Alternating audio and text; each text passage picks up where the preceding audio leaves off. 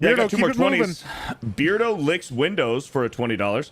Jeremy, as a fellow Florida man, should understand working at Publix during a holiday or special event is a nightmare I don't wish on anyone. It's hell. I can't imagine. Yeah. The worst I've been through with retail was Black Friday working for Toys R Us. Never. Jingle All the Way is not be me. Jingle All the Way is a documentary. All right, it's a documentary.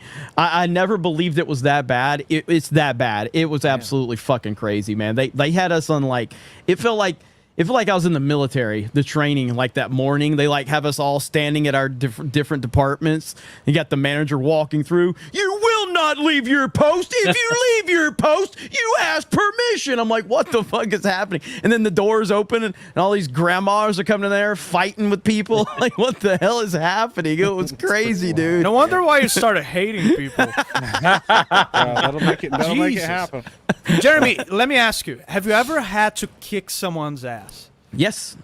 Physically. So I've talked about this a lot, and this was I watched this play out, and it's the pussification of America. I watched it play out. So when I started working at grocery stores, my first job was at a company named Food World. It was part of the Bruno's company. So if you're from the South or the Southeast, you know Bruno's, Food World, Food Lion, all that stuff. But Food World in Panama City, Florida. This was in like the late 90s. We used to beat the fuck out of shoplifters. I mean, absolutely fuck them up, dude. Absolutely fuck them up. And we got in a lot of crazy situations with that. And I watched it progress like over time. Was it too often? It was very often because we were profiling the fuck out of people, and I'll leave it at that. You just know. When they walked in, we're like, hey, so-and-so, pick up on red line. Hey, and we would tell them, like, a certain... Because back then... suck. People suck at concealing. There's a black guy in aisle 5! So at There's this point... epicmike. So at this point in time, it's like when you walked in the front door at our store, you had the cash registers. To the left, you had, like, the front office. And then you had, you have that gap in between the registers and then the aisles. So this was a point in time where the tobacco and the cigarettes were still on the sales floor. Oh, no, dude. So what we would see someone walk in. Hey, bro, check it out. Watch the cigarettes. Some person would pick up the cigarettes. They walk around the store. And what we would do is we would have one person keep an eye on the cigarette section. And then we would have another person kind of just, kind of shadow that guy and watch him. And when that guy would come walking back up and he had no cigarettes, we would confront him at the door. Hey, what'd you do with those cigarettes? I put them back on the shelf. Well, you didn't put them back on the shelf where you got them because we've been watching it. So show us on the aisle where you dropped them.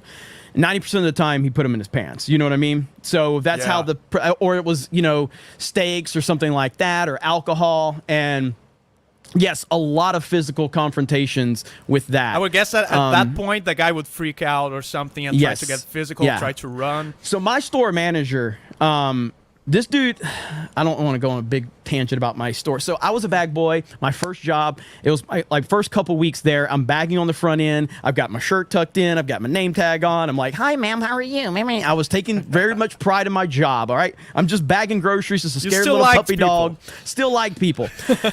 My store manager was like 6'5". Okay. And like for me, like, my first job, my store manager being this giant guy, like he was God in the store. Like that was him, okay? So I'm bagging groceries. It's busy as hell. I hear a bunch of commotion. I turn around and my store manager's like got a guy in like a neck hold, like dragging him across the front end and like takes him to the office and like slams the door. And then he like opens the door back up, my manager, and he like tells the office ladies like, hey, call the police. And the guy tried to run. And then my manager ran after him and the door shut behind him. And I heard a bunch of commotion. He opens the door back up and the guy's just laid up on the counter. I'm like, what the fuck is happening? So I'm just like freaking out. Cops come in, they arrest the guy. About 30 minutes later, I'm still on the front end bagging. And all of a sudden, I'd never heard my name on the intercom. And I heard, Jeremy Griggs, come to the office. And like I said, it's a voice of God calling me. Like, what the what? So like, I go in there and I'm scared to death. And he's like, shut the door, son. I'm like, okay. And I'm like, he's like, I need to ask you a few questions. I'm like, yes, sir. Yes, sir. Down, son. And he goes, what did you see happen with that guy on the front end? And I'm like, I looked like you had him in a sleeper hold, and then you drug him across the front end, and I saw him, try to run, and then the door shut, and it looked like you choked him out. He goes, sleeper hold. I go, yes, sir. He goes, you watch wrestling? I go, yeah.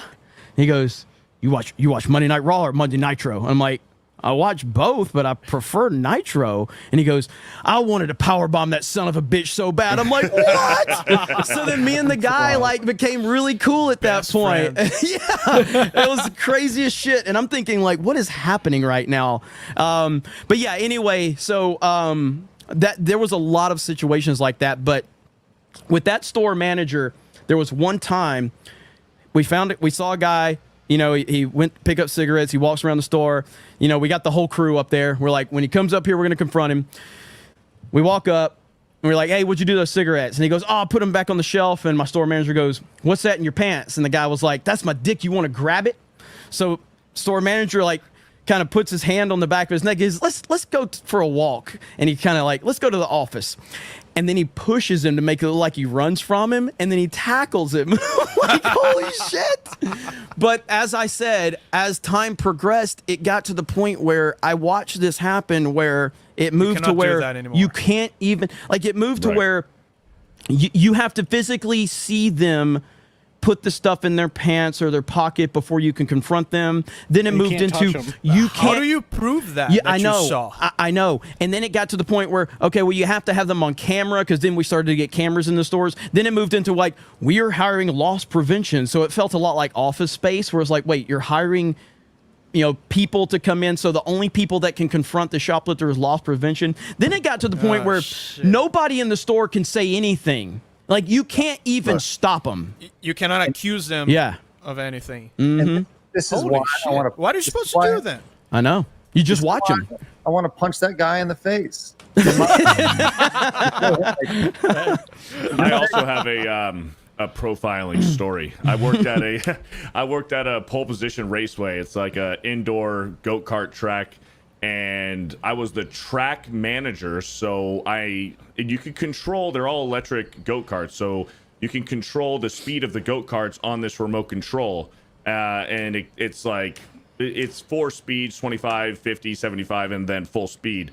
We had a rule that if you see an Asian family walk in with Groupon, you can get 3 races on Groupon for pretty cheap. It would happen all the time where you just get 4 or 5 Asians come in with Groupon for 3 races. It was mandatory rule. You put them on the track, half speed, and if there's women, put them on a quarter speed. No ifs, ands, or buts about it. It doesn't matter how good of a racer they were. You did not put them above 50% speed. That was the rule. Holy crap, dude. That's amazing. That's wild, bro. That's wild. It wasn't my rule. It wasn't my rule, but we had to follow. Just following orders. I like Asians. I like them a lot. They're pretty great. When that weirdo going to the back and starting it up, and then just kind of as he's looking down, he kind of looks up at his buddy, and he's just gives him the head shake, the knowing nod, and they all kind of slowly turn the dial down or whatever. We had walkie-talkies on, and then they would just dial and say, "Yeah, we got a Groupon." And I feel like that's what I knew. It was all right, so they're only going out at 50% speed no matter what. Hey, I want to talk. Oh shit! I was waiting. I was like, I wonder if Egg was in the chat, bro. That's wild.